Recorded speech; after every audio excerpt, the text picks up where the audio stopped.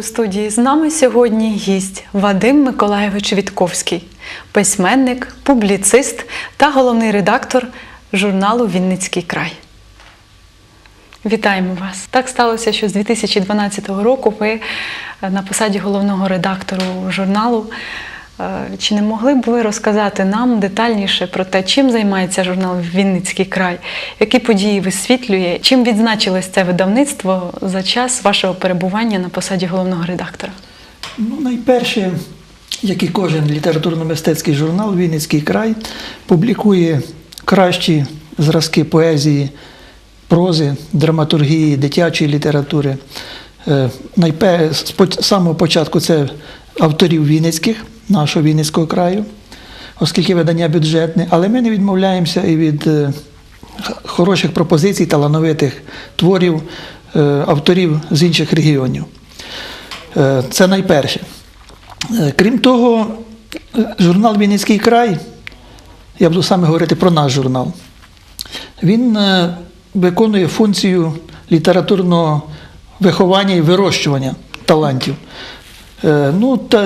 Щоб якось було зрозуміліше для глядачів, скажімо, так як стадіон і спортивна школа потрібна для спортсменів, для того, щоб спортсмен щось досягнув, так і для людей талановитих, обдарованих літературно-мистецьким, скажімо, таким даром, потрібний майданчик, на якому вони могли б стати на крило. Працівники журналу – це професійні письменники, члени спілки письменників, які виконують роль літературних селекціонерів, які відбирають серед маси поезії, і зовсім юних авторів, і старших, і зовсім літніх, найкращі зразки, просіюють їх через наше літературне сито, якоюсь корисною порадою чи редакторською правкою допомагають поліпшити цей твір. І таким чином вже багато наших авторів стали членами спілки письменників, які починали абсолютно, скажімо так, з нуля свій шлях в літературу. Крім того, журнал «Вінницький край» він відрізняється від інших журналів України тим, що він єдиний має 3 бібліотечних серії. У 2012 році ми заснували при журналі бібліотечку журналу «Вінницький край», де ми публікуємо кращі твори наших авторів. На сьогоднішній рік, 2017, вже вийшло 21 випуск. 21, це не том, скажімо, грубо, вони меншого формату є. Я хочу вам представити останнє видання бібліотечки журналу «Вінницький край». Останнє мається почергове, тому що ми думаємо, що ця бібліотечка буде жити ще багато років. Це унікальний фотоальбом Олександра Гордієвича, який називається «Театр синичок». Цей відомий фотомайстер майже впродовж 3 місяців фотографував синичок у себе, приманював їх, якось приручав у себе на балконі. І вийшла така прекрасна річ. Крім того, воно ілюстровано віршами наших вінницьких авторів про синичок. Це унікальна річ, як вже визначено, для особливо дітей підліткового віку, навіть починаючи, скажімо, з дитячих садків. Тому що, як ми знаємо, лише прекрасний врятує світ, так оце якраз один з варіантів намагання нашого журналу пропагувати прекрасне і прививати, і прищеплювати його нашому підростаючому поколінню. Естетичне виховання діток з Наступна серія наша, яку ми заснували пізніше, це «Село і люди». Ідея була написати історію сіл і хуторів, особливо зникаючих Вінницької області. Ми ж знаємо, що демографічна ситуація зараз надзвичайно важка, і села пропадають прямо на очах. Є такі зараз дуже багато є зараз таких, де живуть 1-2 бабки всього, і село вмирає, а хто може розповісти його історію? Це село може бути, де живеться одна бабуся єдина, ще з більшою історією, ніж наші відомі села, де чисельність населення переважає за 2-3 і де є якісь тисячі підприємства, які тримають ці села. Так от, одна з книжок чергових – це Гелена Кутиловська «Спогади про Поділля». Це спогади польської поміщиці, яка жила в цих роках в Хмельницькому районі. Переклав її наш хмельничанин з польської мови. Зараз на сьогоднішній день вийшло 10 томів. У плані зараз на цей рік вже закладено ще 10 томів. Ну, у нас більше 1300 сіл, селищних громад, а на території Вінниччини. Таким чином, це проект довготривалий і буде він тривати, мабуть, не одне десятиліття. Зараз ми формат цього проекту розширюємо за рахунок того, що ми приєднуємо сюди ще історії міст, містечок, і таким чином найближчим часом серія називатиметься не «Село і люди», а називатиметься «Моя Вінниччина». Так вирішено, щоб, скажімо, воно... Була змога освітити всі місцини. Третя серія, яку видає наш журнал, це саме свіжа серія, вона започаткована у 2015 році. Це історичні постаті Поділля. Ми започаткували цю серію з метою допомогти і пожвавити військово-патріотичне виховання нашої молоді, особливо шкільного віку. Як ви бачите, формат спеціально невеликий і обсяг. Ми авторів обмежуємо в обсязі, щоб це книжки були не підйомними цеглинами такими, які важко читати. А зараз ви знаєте, що наші діти, вони більш тяжіють до гаджетів, комп'ютерів різних там, а читати безпосередньо книжку, таку, яку ми з вами звикли, вони якось даленіють від цього. А якщо ми маємо талановиту книжку невеликого формату і невеликого змісту, от скажімо, як оця про Остапа Гоголя, козацького полковника Могилів-Подільського, то навіть якщо дитина не прочитає, то вчитель історії чи української мови і літератури за 1-2 уроки, якщо не прочитає їм, то перекаже зміст, і від цього буде суттєва користь. Зараз ми виходимо, це перший випуск цієї книжки у 2015 році відбувся.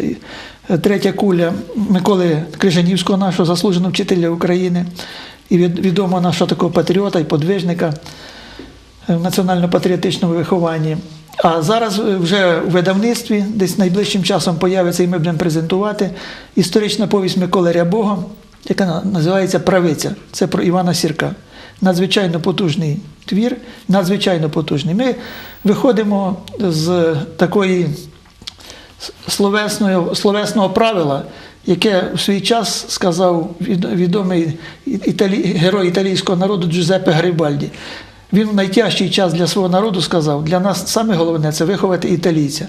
Так само, як ми зараз переживаємо нелегкі часи в Україні, нелегкі часи для українського народу, то, мабуть, ці слова треба повторити і взяти на озброєння. Нам саме головне зараз виховати українця, і не лише за національністю, а головне за нашим українським духом. Так. Тоді, ви подивіться, що робиться взагалі навколо нас. Заходите в дитячі секції супермаркетів чи сільмагів, там японські ніндзя пластикові, мечі, нунчаки, американські рейнджери. Мультиплікаційні іграшки. Що твориться взагалі з нашими телесеріалами, теж американські бойовики різні. Так? Де наше національне? Ми хочемо... Експансія в нашу культуру, чужорідних, іноземних. А ми пишемо плани про військово-патріотичне виховання, та воно ніколи не буде, доки не зміниться це абсолютно з дитячого, скажімо, будинку. Так. Треба, щоб вони не бігали і кричали там «ніндзя-го» і махали нунчаками, а треба, щоб вони казали «я українець, слава Україні», але разом з тим тримали руку на руків'ї нашої української шаблі. Так. А для того потрібно створювати свій власний продукт. Да, українські звичайно. Мультики цікаві, які б не поступалися за якістю, які б не поступалися іноземним. Абсолютно, звичайно. Зацікавити дітей. Таким чином ми перебуваємо в постійному пошуку. Крім Миколи Рябого, там є в нас ще ряд проєктів, які ми будемо здійснювати.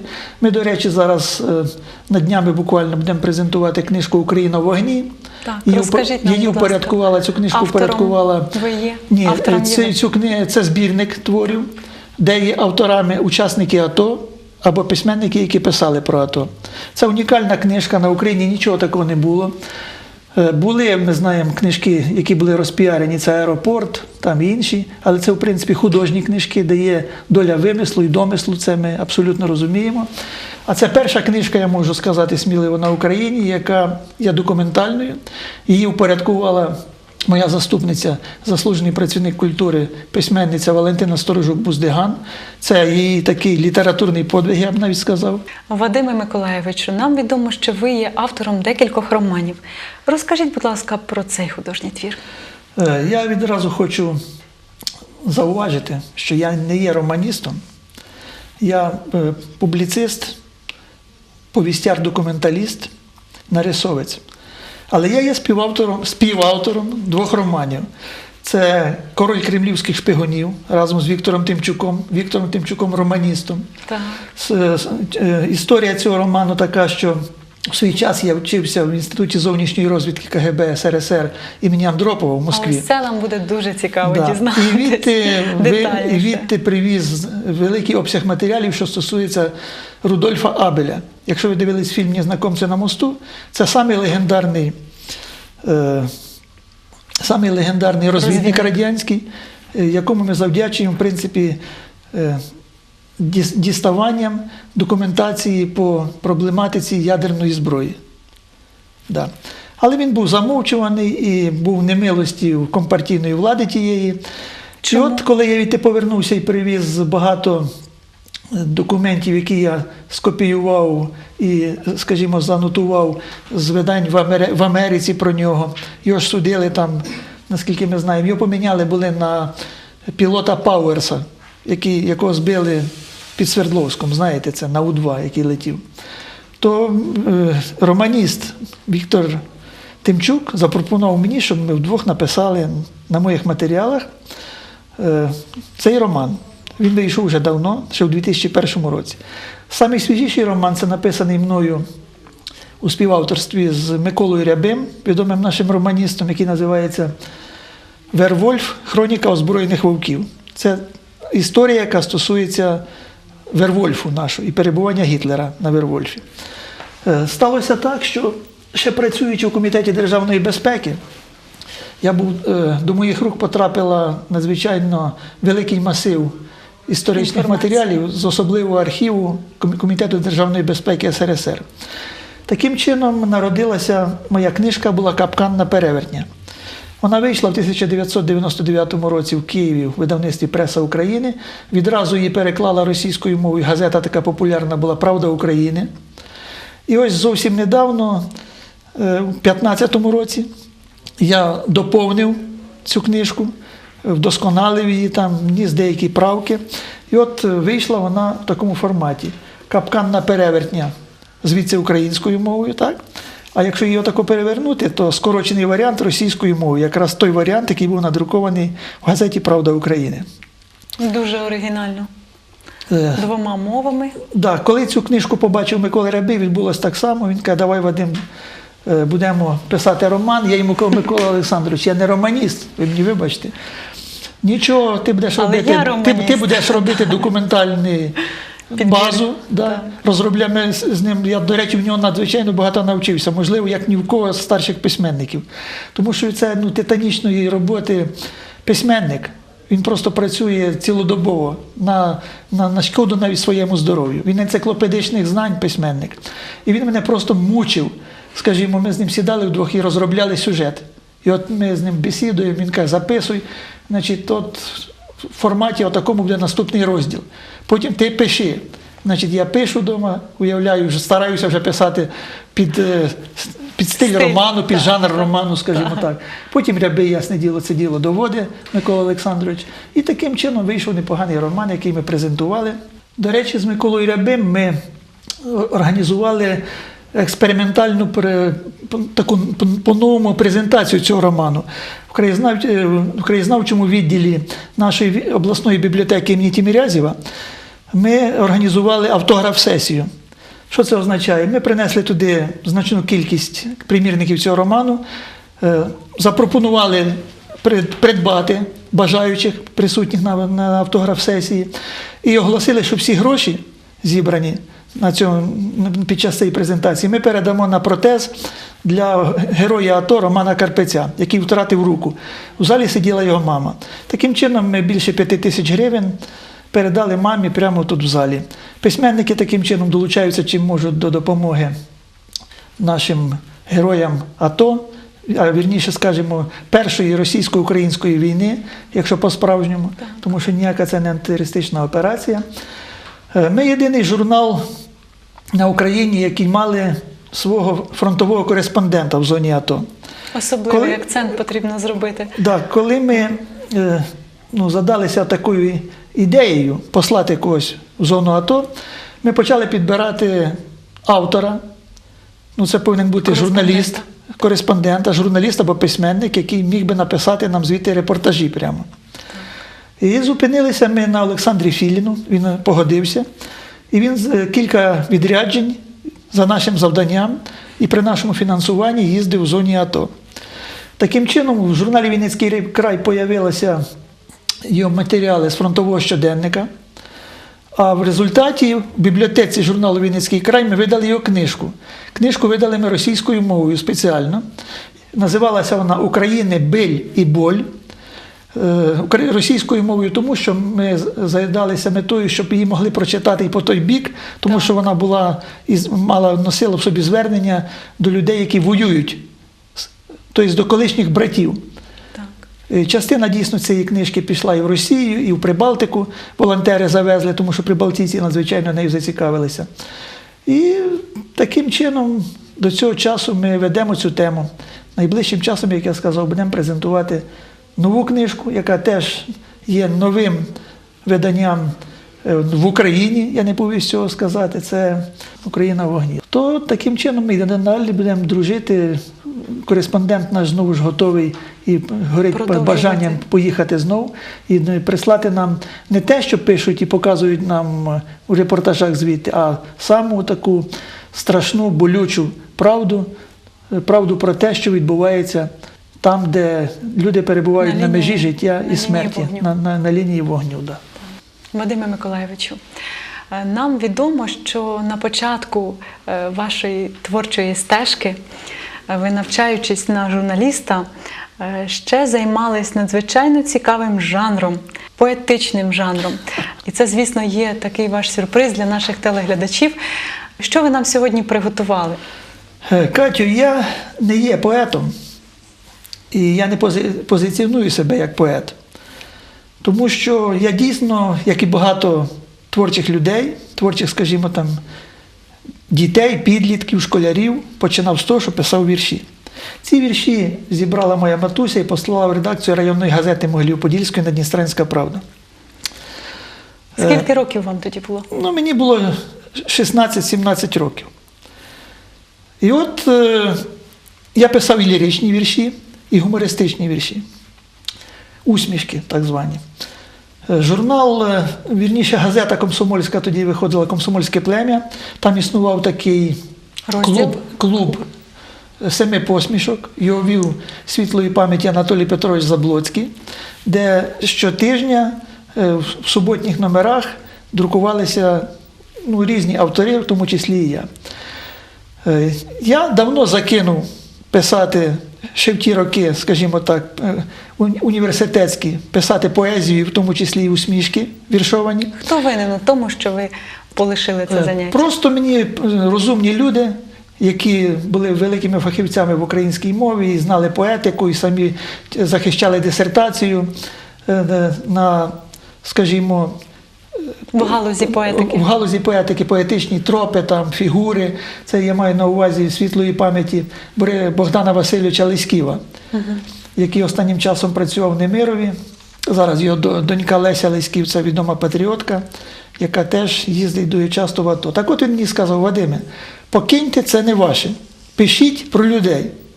Я ще здивувався тоді, тому що як про людей? От їдьте в село, пишіть про трактористів, про колгоспників, про ветеранів Великої Вітчизняної війни.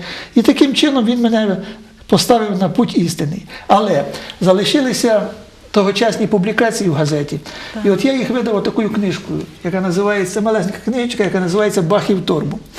Щоб ви уявили, наскільки я гуморист, який я був, я вам прочитаю, от, наприклад, один з творів цієї книжечки, Нам дуже цікаво почути, будь який був ласка. написаний 2 листопада 78 року ще, коли мені було 18 років. Називається він «Розмова сусідок». Кричить Марфа до сусідки, де тебе носило. Порося твоє капусту в мене перерило. Хай нападе на обох вас холера і трястя. Більше його не побачиш, як піймать лиш вдасться. Чули люди, Дарка руки до неба піднесла, щоби ти до рота ложки ніяк не донесла. Я ж з тобою не гризуся і слово не зірветься, хоч давно твоя вже курка у мене несеться. Або ще можу один прочитати. Гумореска. Визнання таке. Продавав якось на ринку порося Мартин. Покупців зійшло ще мало, йшов торгівлі плин. А чи добре воно їсть, цікавляться люди, а то купиш, воно тобі сухоребрим буде. Чудні всі ви, Мартин мовить. Оце так сказали. Якби воно добре їло, ви б його продали. От такому. Це щира правда. До речі, в 78-му році, коли я був другокурсником факультету журналістики, мій однокурсник, зараз письменник теж Микола Закусило, намалював мене, зробив мені дружній шар, коли мені було 18 років, я повторюю. І бачите, у мене там на еполетах лежить том 1. Вони вже знали, що я пишу першу книжку свою в той час. Справді, бачите, він вам ніби напророчив і Да. еполети, Да. і книжку. От два в одному. І прималював мені том перший, як бачите. Але перша книжка у мене вийшла все-таки аж через 6 років, у 84-му році. Чому ваша перша книжка так довго не могла побачити світ? Ну, тому що кожен автор, особливо в ті роки, коли це видавалося за державний кошт, і це існувало державне замовлення, і за це платили непогані гонорари тоді. Він мав пройти пекельний шлях до своєї першої книжки. Тому що там рецензування, недопускання, різні перешкоди, так, розумієте? Але дякуючи добрим людям, які мене підтримували. Так от, хто мені напророчив письменницьке майбутнє, це декан факультету журналістики, відомий письменник і наш земляк Дмитро Михайлович Прилюк, професор. Він теж романіст був. На одній з своїх книжок «Повноколосся», це така велика цеглина, роман, хроніка, він написав: «Вадиме, пиши, твори, їй-бо, і до книг допишешся». От я й дописався. Так по-простому і з гумором. Да. Так? Отак він написав. Да. Вадиме Миколайовичу, і все ж таки, нам відомо, що над своєю першою книгою ви працювали, і вона вже готова була побачити світ. Яка майже гумористична історія склалася в історії цієї книжки? Це ви маєте на увазі оцю книжку «Вороги народу». Найперша. Це не перша книжка, це книжка вже десь там 10-та чи 15-та. Перша книжка в мене вийшла в 84-му році і називалася вона «Йшли походом партизани». Передмову до неї написав відомий наш партизанський двічі герой Олексій Федорович Федоров, до речі. «Подпольний обком дійствує», якщо ви знаєте, фільм цей. А ця книжка, вона вийшла у 2012 році, і в мене вже творча біографія була отака. Тобто це десь 15-та. З цією книжкою просто пов'язана найбільша кількість перешкод. Найбільша цікава. І найбільш цікава історія. Історія така. Історія цікава, так. Да. Значить, коли я працював у Комітеті державної безпеки, я запропонував керівництву управління, це ще було 88-й рік, ще до незалежності було дуже далеко, самим привідкрити двері наших архівів і розповісти людям про репресії сталінські. Чому про сталінські репресії? Тому що я повернувся якраз з навчання в Київську із Москви, де я навчався в Інституті зовнішньої розвідки, і я став свідком подій, де меморіал всесоюзний перед Лубянкою, перед самим Офісом Комітету державної безпеки влаштовував мітинги, попривозили звідти експонати з Соловків. І я там вперше, до речі, почув, хоча я був офіцером КДБ, але тут ніхто з нас тоді не знав, що таке горе було, і горе досить таке страшне. І я запропонував, приїхав, кажу до начальника управління, що рано чи пізно це докотиться й до України. Давайте ми першими виступимо з ініціативою, ви мені дозволите, я проаналізую матеріали і напишу реальну картину, що відбувалося в Вінницькій області в 1938 році. 37-38 рік. 38-й – це пік репресій. Мені дозволили, до речі, я до цього часу дивуюся, очевидно, мужній керівник був генерал Давиденко Євген Іванович. Я написав книжку, яка називалася «Вороги народу вигадані і справжні». Так? Але тоді вона, все, що мало видаватися, воно потребувало обов'язково спецрецензування. чи в Міністерстві оборони, чи в Комітеті державної безпеки. Книжка мала вийти у видавництві «Радянський письменник». І ось я вам можу показати навіть штамп видавництва «Радянський письменник», який готувало. Один з рецензентів Комітету державної безпеки написав, ось, до речі, про цю книжку. Вважаю, що це перша в історії органів державної безпеки СРСР спроба пером кадрового чекіста розповісти людям об'єктивно і правдиво про моральну, психологічну і політичну обстановку, як склалася в НКВС. Так? А от що написав також, але це написав підполковник, працівник прес-центру. Отож я вам прочитав. А ось що написав головний цензор Комітету державної безпеки України генерал Шевчук. А написав він, я вам прочитаю отаке. «Хуже, в дужках, намного, Солженіцина і Рибакова. Даже Медведев так не пишет. Публікувати в такому віді нельзя. 18 травня 89 року». І таким чином моя книжка була зарубана. Сам генерал Шевчук не знав, очевидно, що я є капітаном КДБ.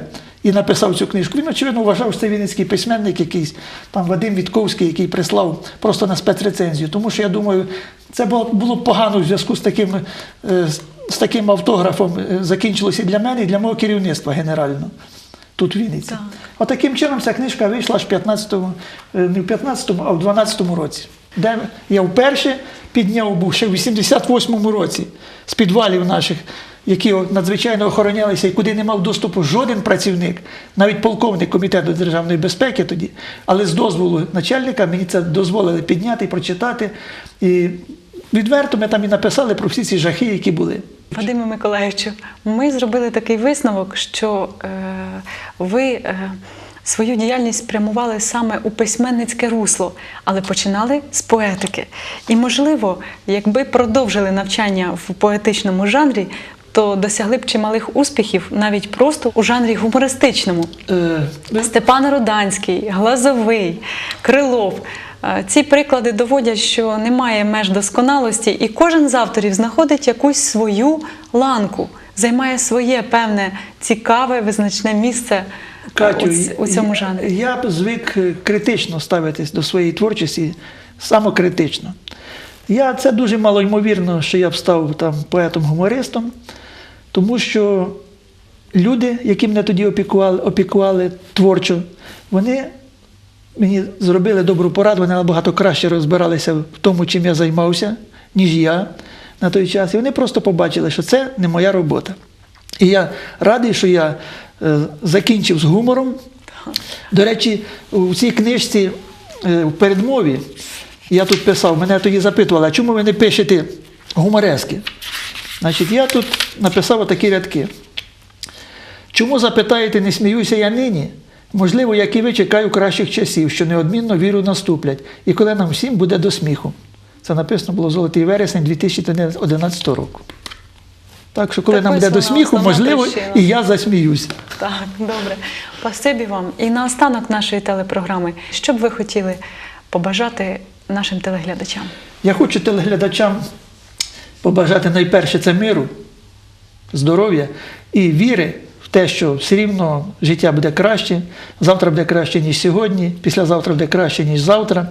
І настануть такі часи, коли не будуть наші люди їздити на заробітки за кордон, вони зможуть тут гідно прожити на зароблене. І буде повага людської праці знову ж в нашій Україні. Щоб діти наші росли патріотами, а це залежить перш за все від нас, батьків, дідів, щоб вони цінували своє рідне історію свою найперше, брали приклад з наших літературних і історичних героїв. Тільки лише так ми можемо бачити світло в кінці нашого тунелю. Дякуємо вам. Прошу.